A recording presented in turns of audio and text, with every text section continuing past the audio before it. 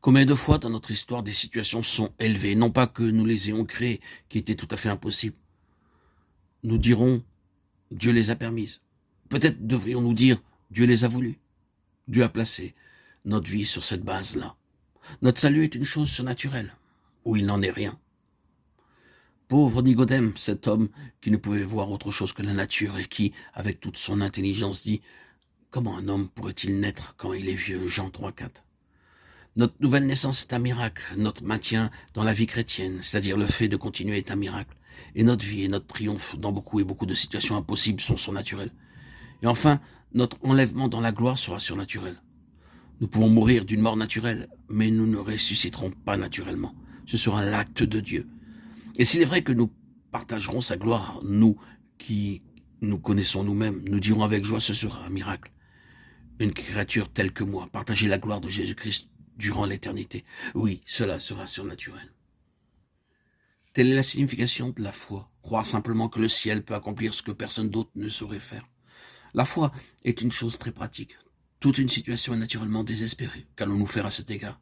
L'abandonnons-nous en disant « c'est impossible, c'est la fin de tout, nous sommes au bout » Ou bien dirons-nous « oui, il en est ainsi naturellement, mais Dieu, mais le ciel est plus grand que la terre, et Dieu est plus grand que tout. » Vivre une vie céleste, c'est vivre sur les ressources que le ciel a pour nous, alors que toutes les autres ressources sont épuisées.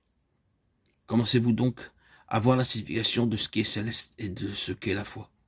La foi signifie que le ciel seul peut faire ce que ne saurait faire aucun homme, ni les hommes tous ensemble.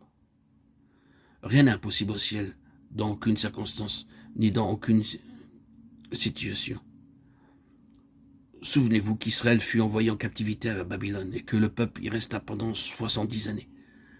À la fin de cette période, le peuple était dans un triste état, mais lorsqu'il apprit que le moment était arrivé pour lui de retourner dans son pays, la grande majorité du peuple dit non, c'est impossible, il n'est pas possible de retourner là-bas. Toute la situation y est impossible. Le pays est dans la désolation, la ville est détruite. Nous n'avons pas le désir d'y retourner. Mais un reste du peuple y retourna, et nous connaissons tous les détails du secours que Dieu leur accorda d'une manière souveraine. Il donna aux enfants d'Israël tout ce dont ils avaient besoin et les aida d'une manière merveilleuse, de sorte qu'ils reconstruisirent la cité et leur temple et rendirent le peuple de nouveau productif. Mais c'était quelque chose de surnaturel. Le vote de la majorité avait dit impossible. La minorité crut en Dieu. Elle avait compris la signification de ce qui est céleste, de ce qu'est la foi.